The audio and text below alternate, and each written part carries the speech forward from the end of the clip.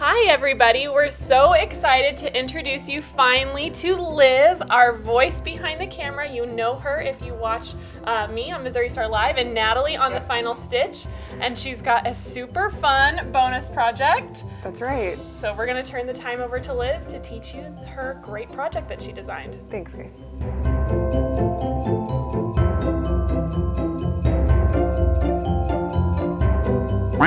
Hi, I'm Liz from Missouri Star Quilt Company, and I'm going to show you this project. It's called Gifts of Love, and it's a table runner. It can be a pot holder if you do one single square, and this makes a 9x13 hand pot holder. You can go as long as you like. We've done 4, and I'm going to show you how to do this today with our festive batiks from Island Batiks. So I've just chosen 2 colors at a time, but you can mix and match these as you like. We're also, in order to make it into something that is heat safe, we're going to use this Bosal polytherm fleece, and so we'll use 2 layers of this. I'll show you how to make this project. Okay, so we will start with 2 of our squares in 2 colors, and I'm going to add to this blue and white. So we're going to make a blue gift with a white bow. So you're going to cut these 2 squares a little bit differently. For the gift, we're going to start by just cutting it in half to get 2 5x10 rectangles. So I can use my 5-inch ruler. I'll lay my ruler just on the side and slice that in half. So the first step in the pattern is to wrap our gifts. We need a bow to do that. So we're going to cut some bow and ribbon. And you may have seen the bow before. It is half of a 3D pinwheel. So we're going to do something a little bit different with that. So we're going to cut one side of this, again just laying my 5-inch ruler on the side. And then we'll turn that and cut that into 2 5-inch squares. And that will make up the half pinwheel that will be our bow. So set that aside for a minute. And then out of these remaining 5 inches, I'm going to cut 3 1-inch ribbons. I know 1 inch is really skinny, but I'm going to show you why that works really well for this project. So we're going to sew 1. And again, I'm just laying this on the side. One of the things that's been interesting for me is I also learned to quilt from Jenny, but as a right-hander, I have been cutting from a more difficult side for a long time. So I've now started cutting from this side, which is easier for me as a right-hander. So try what works best for your brain, as always. Then these 3 ribbons, this is all you're gonna have left over as scrap for your project. So I'm gonna set that aside. I can use that in something else, or I could add a border or something fun. One of these strips I'm gonna cut in half. So again, I can just set my 5-inch ruler on here, like this, and got all the pieces I need. So I'm gonna set the bow aside for a second, and we're gonna start just by wrapping the gift. So we're gonna do this section first. So we're going to stitch once, then we'll slice it, and we'll add the second ribbon. So I'm going to come to the machine. And the 1-inch, you're going to be careful about setting this on the edge. It's not going to be the end of the world if your ribbon is a little wonky. If your ribbon's a little wonky, that's how presents get wrapped sometimes too, and no one's going to come up here with a ruler and just make sure that ribbon is perfect. But you want to try to make it pretty even. I'm just going to sew right down the edge. And you can see I'm also using the diagonal seam tape, and I'm just holding that right on the edge to keep it straight, which helps, especially for skinny seams, and it really helps a lot. And then the other thing I love about batiks is that they were super, super easy to finger press. So I can press this back and use my nail or my finger And it actually presses really well, and I could put the second side on without having to hop over to the iron yet. So we're gonna lay this on top and then go down the edge again. And I'm just using the edge of my presser foot and the 1/4" seam tape, and our present will be half wrapped in just a minute.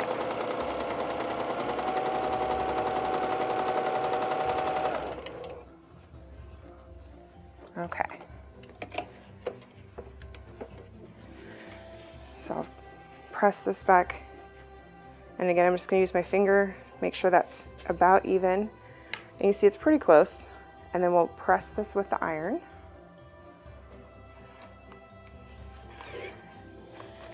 And the present is half wrapped. So, take it back. The reason we use that 1 inch is because this now is about a 1/2 inch, which means if we've pressed this in, you haven't lost very much here at all. So you can see that your square is still pretty much a 10-inch square, so it stays a pretty square gift. And if you see, we'll lay this out here, still pretty much a 10-inch square. And again, not 1,000% perfect. There's gonna be like a 1/16 of an inch or something. Nobody's gonna die over it. So now we're gonna turn it, and we're gonna cut it in half again.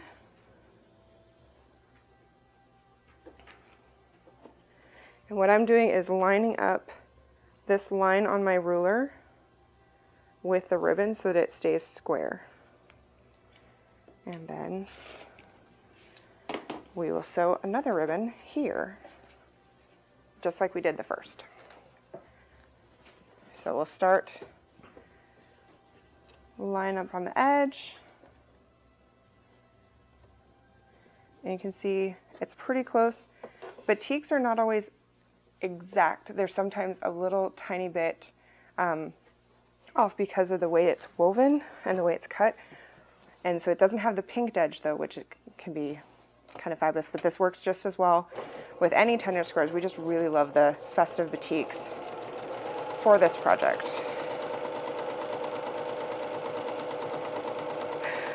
All right, so down one edge, and then we will finger press that open. And then this is going to go on the other side. This is another place where it can get off a little bit. And so what you can do, and I'll do this right here. So to line these up, you can take your seams. You can see the thread line here and here. And I'm going to lay them along the seam there. And then I'm just going to pull it forward pretty close till I get to the edge and lay that there. And you can put a pin in there to hold that seam right there in the center. And then we just come down the edge again. So I'm just going to line up the edge.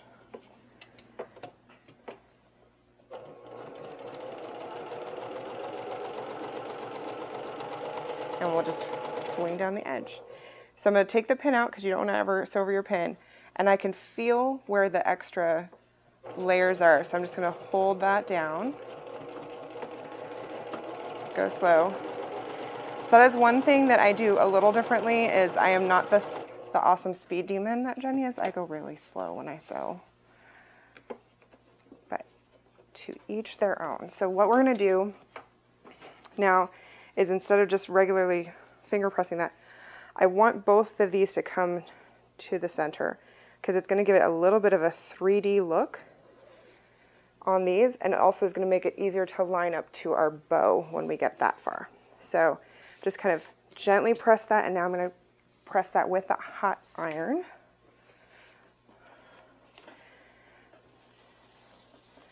And there we have our present all wrapped. Now we just need the bow. So this we'll set aside, and now we're going to make the bow. So the bow comes from, like I said, the 3D pinwheel. So we're going to do 2 pieces, and then we'll have a ribbon down the center. So there's couple of things we need to do to get ready for that. One is that we're going to have the two pieces that we cut, and we're going to press these into their triangles. So first I'm going to press them nice and flat. And then what I'm going to do is pull the top corner down towards me, and I'm going to press that into a triangle. And then I'm going to pull this down towards me again. I'm going to press that little crease. And there I have half of my bow, and that will fit right like that. So we'll do the second one. So I'm going to pull that down towards me. And you would be pressing the wrong side to the inside. Batiks don't have a right or a wrong side, so it doesn't actually matter. You can do it as you like. So press that, and then pull this down. And you'll do both sides of the bow the exact same way, so you don't have to mirror them or anything like that. All right.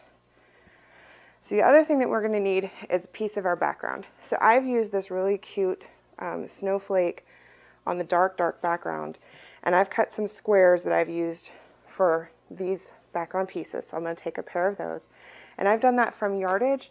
Just cut a 5-inch strip and then subcut that into 5-inch squares.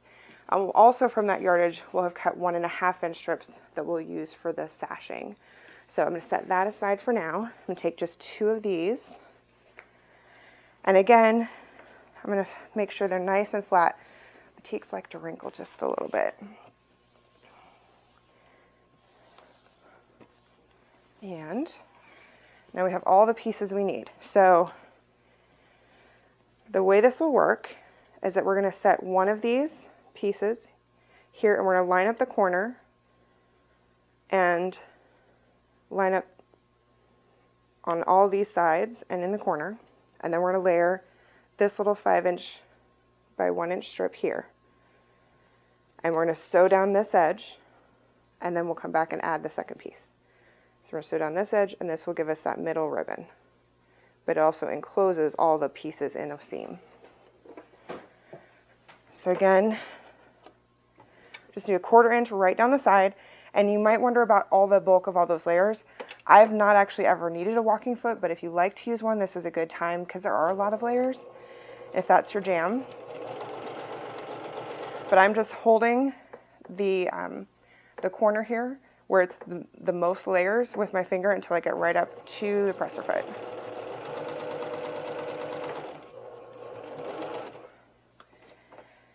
And there we have it. There's one side. So I'm going to cut this threads. And so now we'll finger press this back, and you can see that one side of the bow is already enclosed. So we're going to take the other side. It's going to go like this. So we're going to flip it so that your fold side is down, and the fold side again is going to line up in the corner. Now it's the new corner that we've pressed over. And then line up along the bottom and line up along the side. And you're going to see this kind of layer of the fold. So that's how you know you've got it facing the right direction. Okay, because you want it fold down. Then the last thing is your last piece of background. You're going to line up in the corner. And you can put a couple pins in this or use a clip. Again, I just hold this corner that has the most bulk, and I hold that with my fingers. And I find it doesn't move around on me. But you could pin in here if you needed to, because you're not going to be sewing over here, so you won't sew over that pin. And then I'll just go down the side, another 1/4 inch. Okay.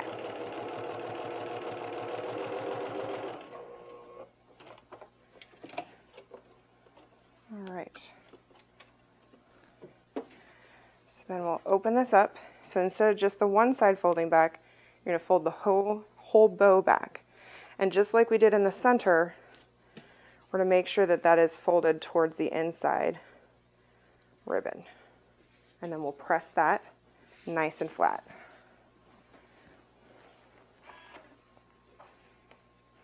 And I'm not pulling, I'm just gently holding it to let it work so that it doesn't get caught on, the iron doesn't get caught on the 3D pieces.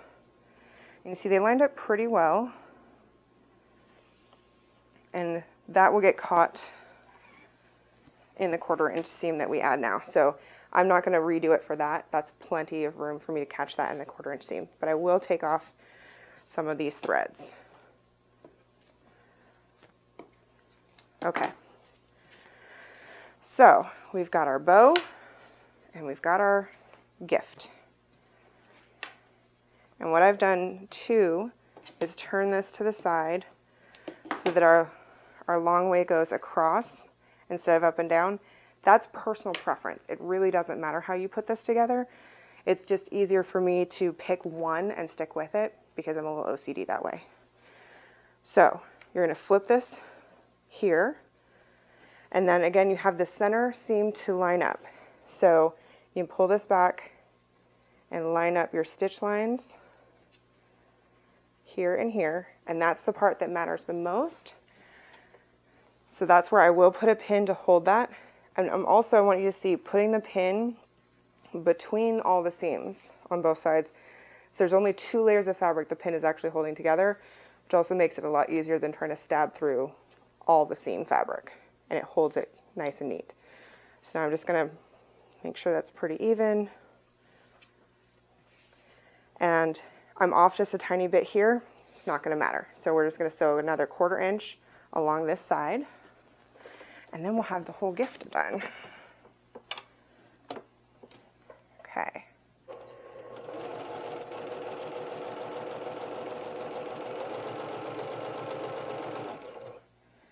And as I get close to here, I'll take this pin out and just hold that with my fingers.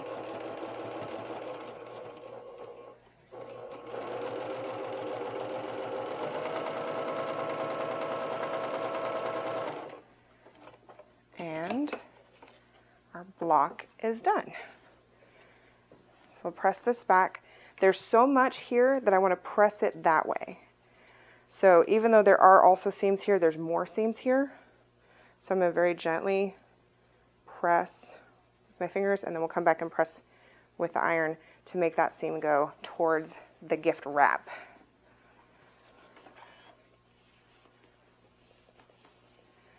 I'm going to flip over and press from the front. And there you have your gift, your little gift of love. So you can do just one and turn that into a pot holder, or you can add as many as you like. So I've started with these 3, and I'm flipping them back and forth because I think that's fun. And you just add a piece of sashing between them, and you can add as many as you like. And then I added a similar 1.5 inch to the top and bottom of the runner, and then you can quilt it. The last thing that we did with the pot holder and the runner is to make them both pot holders. So this runner actually is a giant pot holder because we used the polytherm fleece. And that comes in this package. You can see it's very shiny on the one side, and then it's just a regular fleece on the other. The way the manufacturer recommends using this is to have 2 pieces of the batting and have the shiny side out on both sides so that it reflects the heat away from the center. So for our project, we needed to go the long ways, and then we could fold and cut 2 pieces at once, and then place our topping and back, and then you quilt it just like usual. And this one, we've quilted it down, but it still has a little bit of the 3D texture, and it definitely has the cute bow look. In this one, we left the 3D open and actually quilted with 2 colors of thread, white on the background and green on the foreground. And you can't see either very well on the back because we used that cute snowflake. And this one finishes at about 14 by 9.5. So it's perfect for your 9 by 13 casserole dish. Will sit right on there. And this 3D isn't enough that it's gonna make it cattywampus or wobble. So that is how easy it is to make our gifts of love. We hope you enjoyed this tutorial from the Missouri Star Quilt Company. We hope you enjoyed watching this video. If you are not already part of the Missouri Star Quilt family, you can hit the subscribe button below so you won't miss a thing. And if you click that bell, it'll notify you every time a new tutorial comes out. See you next Friday.